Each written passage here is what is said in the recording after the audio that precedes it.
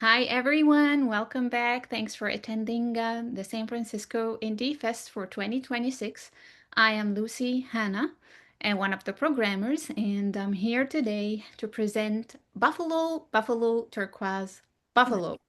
And I'm so glad that we will be screening this film at our festival. It's one of those very unique films visually and metaphorically and in all ways. And I'm so happy to have Martha McGruder and Tyler Graham um, to join us in this Q&A. Um, First of all, let me start and say um, your film is very unique, starting off with the name all the way through tying things up at the end. Which you will find was like it was there since the beginning. And what's Hmm. enjoyable about this film is that nothing really goes through the usual course.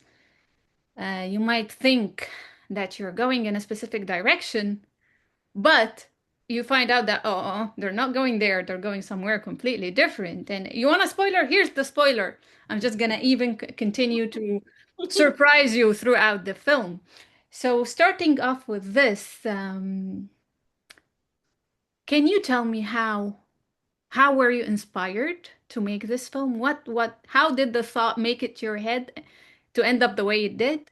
And for the two of you, because I know usually the film is something on papers, and then once you start collaborating and things become personal and you have the human factor, things will eventually change. So if you can just give us a brief about that. Sure. Yeah.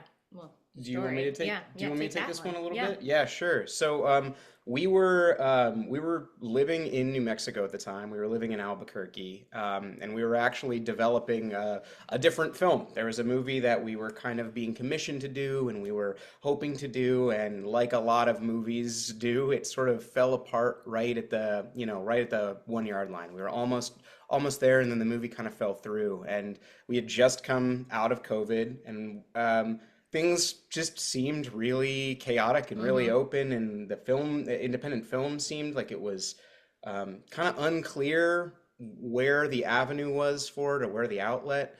And we kind of felt like if we didn't make a movie right then, we were going to lose some sense of momentum. Mhm. Um, And self. and self.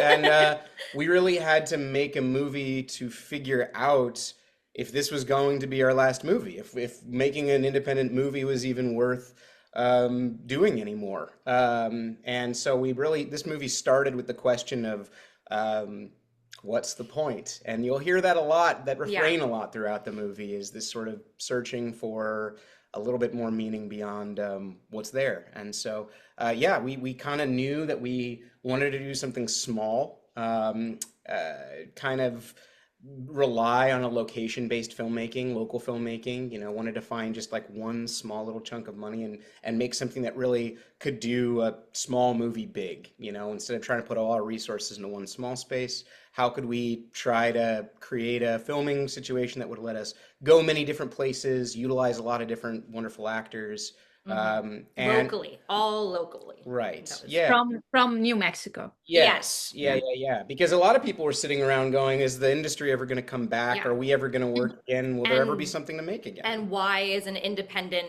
low budget film still a $7 million undertaking? Right. Uh, Mhm. so how do we do this realistically when when so many artists are trying to figure out how to live truly just month to month, and so you go, how can you create in the environment in which so many of us are living under? Yeah. We have to pay the price of our choices somehow. Yeah. Yeah, yeah. So how do we do this and approach it in a local, um, very community centered way? Well, I have to say that was very successful. I can tell that no matter how low the budget was, that didn't show on screen at all, and that's a success. Is that sometimes you see a film that the budget is like 3 million, but you don't see 3 million, you know.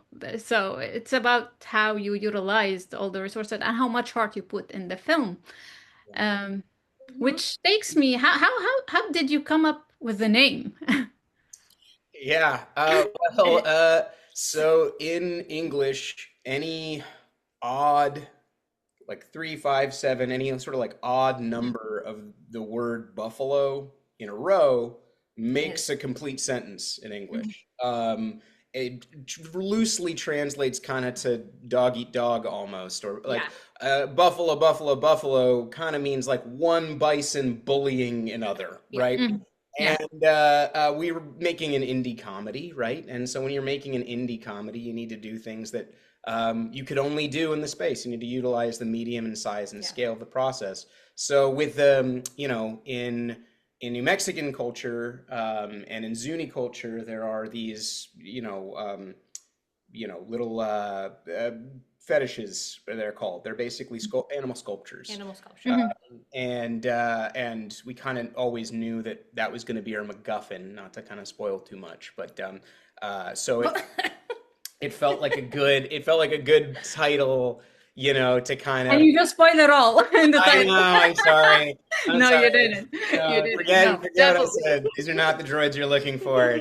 But turquoise is important in New Mexico, and so yeah, Buffalo, Buffalo, Buffalo felt like a Yeah, fun, memorable title. If you're It is. supposed to say something 3 times, people yeah, yeah. remember it, right? Yeah. If you say it 3 times, it sticks in your memory. So yeah, You know, it was a story. Yeah, there was a story. It's a story title. yes. It's definitely a story title, and it's very like the names of the films are actually a challenge. What name can stand out and can stay? And like some people might actually use the name in their daily life. Like there are certain films that we use the film name as a metaphor, Ah, as yeah, right, as like throwing an opinion. So speaking of, we spoke about the buffalo. Now let's come to the turquoise.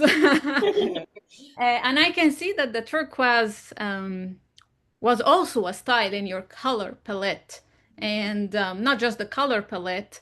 And let's talk about like the visual image. And there's a lot to say. And was the turquoise metaphorically like purposefully put the way it is? It wasn't just like a style in the costumes and the color palette and the atmospheres. Was it like also done in a metaphoric way? yeah. Well, I mean, New Mexico turquoise has a history. Uh, Hmm. there's a lot of, and there's uh, a lot of authenticity around it, and a lot of kind of inauthenticity around it. Sure. And so really, when when you're living in New Mexico and you are kind of taking in just all of the culture and Oh, yeah. a lot of the tourism that takes place, and a lot of the kind of the what am I like the roads less to the story, it morphs into something that can be easily seen as something else, I guess. The things that are important there locally, they're pretty obvious, Yeah. they stand out and they're points of pride. Kind of to talk to the sort of the colors a little bit. We had done a short film a handful of years ago, a little movie called Hayseeds that we shot in Northern California in Mhm. Martha's hometown. Hmm. Yeah. Kind of late in the game, we sort of decided it just felt right that all of the wardrobe should be in primary colors. Hmm. And that became a really actually important decision Yeah. to sort of the tone of the movie. And so when we came back around to this film, which is, Martha wrote this film Yeah. and wrote that one, the tone is very similar. It's got this sort of almost 1930s pace We to were the. watching a lot of Thin Man Yeah, while that we sort of wrote stuff. this. So I think one of the things you see is like the adaptation of those primary colors. The New Mexico primary colors are instead of a red and a blue is like a turquoise and a rust. Yeah. Hmm. Sort of like closer to this Mhm. red. It's Yeah. muted clay, earth, that sort of. Hmm. But using those primary colors really tips you off to the tone. Like if we're not wearing turquoise and we're not wearing red and we're not wearing that yellow and like all those sorts of things, then it sort of feels a little bit more everyday. It feels commonplace. So we kind of use a lot of those colors to imply that you're kind of watching a bit of a cartoon. Hmm. Don't take it too literally. Yeah. And so And heightening the colors into that space, I think, really sort of also heightens the yeah, tone along and they with it. mean they mean so Yeah. much when you go and you're in New Mexico. Yeah. Like turquoise is in the story of all of the shop. You know, it's like it is that has such a place that has In the such fabric, yeah, yeah, in yeah. the fabric of the place. Which takes me to the second thing that I observed about this film was the visuals and the locations where I could feel the temperature of the sun, the Uh, heat on my skin through yeah, your color palette and the visuals and the shots and your locations and the composition and things that you put there, the props that you threw. I don't want to spoil a lot, but I could somehow find myself inside. Like suddenly I feel the sun on my skin. I was like, how could this even happen just and it's that's just through the screen, which takes me to picking your look. How did you pick the locations? Were those because you seem so passionate about New Mexico, and it's definitely I thought like I want to go there. I yeah. want to discover this area. Yeah. You really presented that. How did you make those choices for these specific locations? Because none of them really felt overused or over. Even if we've seen it before, you showed it differently. That's Yeah. exactly what we were Could I going for. And could I there, take the lead into this one, yeah, and then you can yeah, keep yeah, it yeah, yeah, going? yeah, But yeah, I think the lead in that's really important for this is neither of us are from New Mexico. Yeah. We're both from Northern California. I grew up in the Bay Area. Martha grew up 2 hours north of the Bay yeah. Area. You know, that's our home, and then we came by way of Los Angeles, and so um, we kind of approached New Mexico with a really fresh eye, Mhm. which is kind of counter to the tone there. A lot of people can kind of get down on it who've lived there their whole life. But when we showed up, everything that was distinct about the place to us really Popped. jumped out and That was popped so because unique. Yeah, we haven't seen these places 100 times. We haven't seen yeah, these things 100 times, and so a lot of the unique beauty of the place. I mean, you know how it is when you're a filmmaker. You walk through the world, and you can never just be in a place. You're sort of collecting locations in the back of your brain. So then, when Martha sat down to write it, she had a catalog of places just to start pulling yeah. from. That we had just explored and had just been so taken by like the cabin at the top of the mountain and the hike up there and Mhm. really like our no budget gave us so much freedom Yeah, because we had a blanket permit, which meant we could go anywhere, and Tyler's filming of it allowed it to look bigger than it was. So we were able to truly with no money, the sky's the limit, yeah, literally, Yeah. because we weren't having to bring a truck up, we weren't having to have a base camp, we weren't having to do we were yeah, truly able to say we're going to immerse ourselves in this location, and we're not impeding anyone. yeah, and and then you get to explore all of the nooks and crannies of it. yeah. It was I really fun. It was really, really a fun I project. I know And we're giving you kind of run-on answers yeah, here, but I think it's important to note before we kind of like get too far into this that we made this movie with no crew. yeah, I was the only crew yeah, member on the movie, which is a really intentional choice because anybody, again, I'm sure a lot of people watching this and who are going to see this movie have made movies, and even an independent film, you're still talking 15, 20 crew members. You're still yeah, talking 2 to 3 production vehicles. You're talking multiple days. So when you speak to like feeling what it felt like in a lot of locations, it's because we're not really lighting them traditionally, and we're sort of photographing you them felt the sun. The as sun they was are. the That was our And light. I felt it too. Yeah. light. And So I felt it too. Yeah. so yeah, to get our locations became much easier because if we needed a location, we're not saying, "Hey, we're an indie film. We need to shut down your business for 2 to 3 days. We're going to bring in 15, 20 people. We're going to bring in a couple of trucks. We're going to bring in this. We're going to do that." We could say, "Hey, we're going to show up with 2 actors. We need 4 to 6 hours, and Yeah, kind they're of a shoot party of it." three. There's Yeah, this and two actors. yeah, and sort of shoot it like I don't know, for lack of a better term, sort of the midpoint between, we took a lot of our YouTube experience and met it with a lot of our traditional feature film experience to kind of make something that felt small and big at the same time, I Yeah. guess. It definitely felt big. I didn't feel small.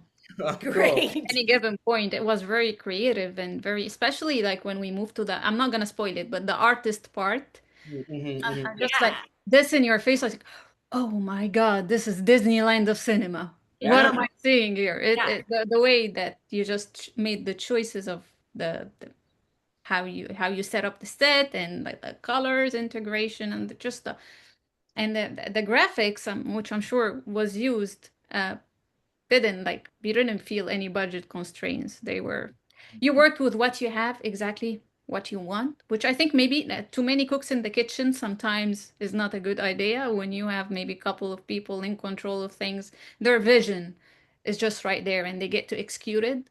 Yeah. And I think maybe that worked in your favor. Um, Yeah. let's talk about the characters and the story. Of course, it's not one of those going on a hunt down for something. Yes, there's a plot device that started the chase, Mhm. but in the middle of it, like even before the middle, it's like, hey, it's over. Like whatever you're expecting, it's over. Now we're finding purpose. And I didn't see that the characters um, had the traditional arc that everybody wants. It was like from point A, and then suddenly, by the end of the Yeah. couple of hours, they are a completely different person. No, they that wasn't the case. Mhm. But you can really feel that they've changed. Great. How did you decide that? Like how was that an intentional decision while writing the characters that you don't want the traditional arc that checks the box. You just want real people Yeah. that may not really change. And how did you pick your actors? Yeah. Well, we just with the traditional arc and we we really wanted to go back to like why are we doing this and who what are the stories we're telling and who are the people who who we're watching and what is the realistic journey that is happening, and that question of why are we doing it is so monumental. and and it's so it's just it's not really exciting, it doesn't go a lot of places, but we really needed to explore it and really and the nuances of it. So um that's great. We didn't want a big and then they and they do this and then they fly off and then they're and they're They totally transform. Yeah. yeah They we become didn't Superman at the end. yeah exactly. um and so we did just want that the kernel of what we were exploring ourselves at that time. The three of us, me, Tyler, and Stafford.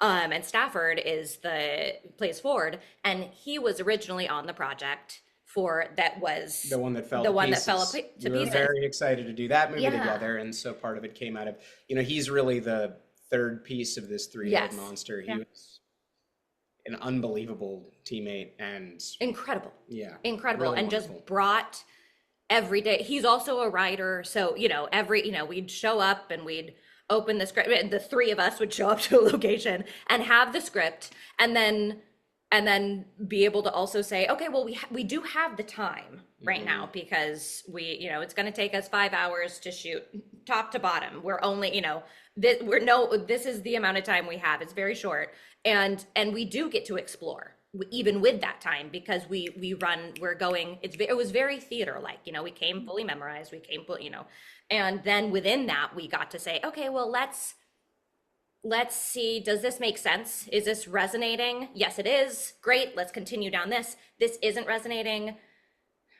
What are we missing in this scene? What's it? So it was very much, and all of the actors who we pulled in um are of a theater background and very much have the I want to show up and I want to play, and that's why we're doing this. And so everyone, we chaptered it in such a way that ev- no actor had to spend more than 2 days of their life, besides Stafford, on in the scene and exploring and playing and bringing their side, and then getting to say, great, I love this now, like I had this idea, or I had we really wanted to open it up so that it could be a very collaborative process, and that this didn't put anyone behind in their life. You know, it just it gave them a few days of play in the midst of an ending pandemic. Yeah.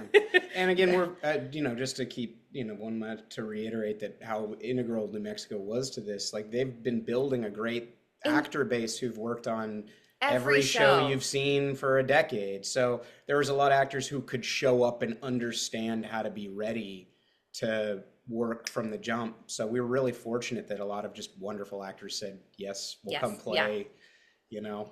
And it's how we were meeting people too. So Yeah. we were meeting people also on Zoom for the first time like this, and talking about the scene, talking about the character, and workshopping some things, and then arriving on set and meeting them and playing. And it was amazing. The actors, the talent base in New Mexico is phenomenal, and just great people. Well, definitely, I have to also say that, and even the characters that showed up, that their screen time was like maybe a couple of minutes, Mhm. they still linger in your head. You don't forget them. They had that charisma, and they put their style the right way. Which now you say they have theater background. I don't want to sound biased, but theater actors are trained to just like improvise, like be right there, like how through their body and their Yeah, skills make the last person in theater see them exactly like the first row. yeah. So definitely, I think you got very lucky with your choices, and I think it was a blessed film. I mean, the vibes in this film was worked in your favor. It's a success story, I have to say. Um, being from the Bay Area, Yeah. Yeah. how did you end up in New Mexico? Maybe I want to join one day. Yeah, well, we're We're so back, we're again we're currently we're back we're in the back in the Bay Bay. Area. It Yeah. was kind of a wonderful chapter. I mean, I feel like we'll be connected to that place for a long We're time, gonna be back and forth. Yeah. but truly, I think, if you were to give us a piece of paper and say write down 50 places you might live 5, 6 years ago, I don't think New Mexico No. would have been on No. there. It's just one of those, yeah, again, not to we were looking for somewhere to live and work other than Los Angeles, and And that was, yeah. for anybody who spent any time in Los Angeles during the pandemic, it really shook the beehive. And our plan was sort of always to figure out a way and a road back to the Bay Area, but More time. we needed a chapter in Yeah. between. We were coming out of our 20s, and we were ready to sort of leave that adolescent period behind, and we weren't ready to arrive at our destination yet. So Yeah. we kind of needed a place to go Ex- um, uh, Explore explore and experiment. and experiment and figure out some of the lessons that we learned over the course of making this movie. So Yeah. we shot 2 films out there that were really, the other one's in post-production now, that we're really proud of. And Yeah. I think it was just a little happy accident, really. It was, you know, life takes you Yeah. weird places when Yeah. you just hop on the You never raft know. and get Yeah, Yeah. on the river, Yeah. you know? Yeah. part of your journey, which that takes me to after the film wraps up and all the ends meet. Mhm. Um, what were you hoping that the audience would leave with emotionally watching this film? And like after you resolve all the clues, which like you still left half a clue for the imagination, which is great. But what are you hoping that they leave with? Uh, I mean, I really hope that they leave, thinking about their own life and the things that are important to them a little bit. We've really intentionally tried to craft a movie that doesn't do too much in the way of telling the audience what to think or feel about it. We're hoping to give them a question more than an answer. Mm-hmm. I think, um, I want people to walk away and feel empowered to go chase their own journey, and to think about the way that they want to live, and to think about the things that they want to value. That was sort of the process for us, and I know that's Yeah. certainly what I took away from making it. And Yeah. anytime It's you such a make a movie, you live it. cliche. Yeah. To say it's not the destination, it's the journey. It's such a cliche. But that, That's that true. is, it's the That's now. It's the now. it's the, you live in it. Your your experience right now is the most important thing that is going to take you to the next moment. Right. Mhm. And if you just have your blinders on, because, and I've learned this obviously the hard way, and then trying to remind myself every day, it's the now, it's the, but so often it's just like, I'm going there. That's the goal. That's the Yeah. point. Which is great to have a goal. Yeah. But if this, you cannot, Yeah. see, you can't see the beauty and the journey, the richness of Yeah. the everyday experience, I also think the I moment hope that experience. for filmmakers that watch this movie, they can walk Oh, away and go, I could do I that. can do I that. can do that. Like, look at them. Look You at know, them. like Yeah. Yeah, we really want, yeah, we really want this somebody to watch this movie and say, challenge accepted. yeah, I can do that too, yeah. Yeah. in wherever I wherever am. my feet are right now. I can do that. That's Yeah. not that hard. That doesn't look that scary. It's really interesting that we've been talking a lot about, like, there's the local food movement.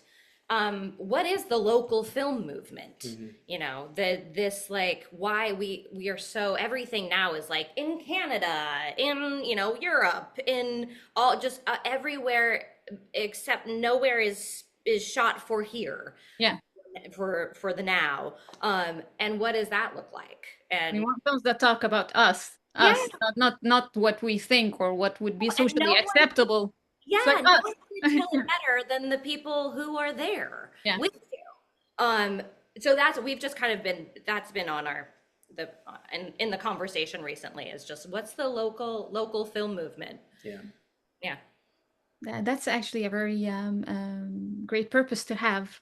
But we don't have to like really lecture anyone. And I think the power of filmmaking sometimes comes from what you do not say on camera or in the plot, and what you leave for the imagination. And this is how sometimes when you just resolve it all, spoils the film, becomes boring.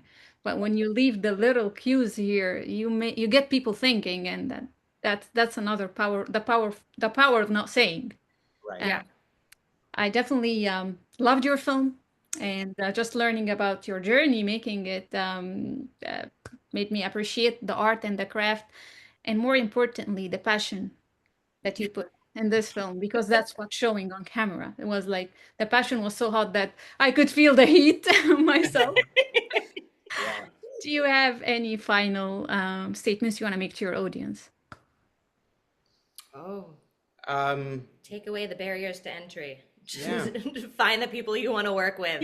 Totally. Yeah. Go make a movie and go support, your local filmmakers Yeah. and, go find what you like. Don't let them tell you what you want to Yeah. watch, Or Something, how it needs to be made and what it needs to be made with, and yeah. that's the only, like, There's the only way. No, there's no only way. no, yeah, Yeah, Yeah. it's exactly. your imagination. Yeah, movies are beautiful and Yeah. just thank you for Thank thank you you. for curating a space that lets, This have a home. exactly, and just like as an advocate for small cinema, Yeah.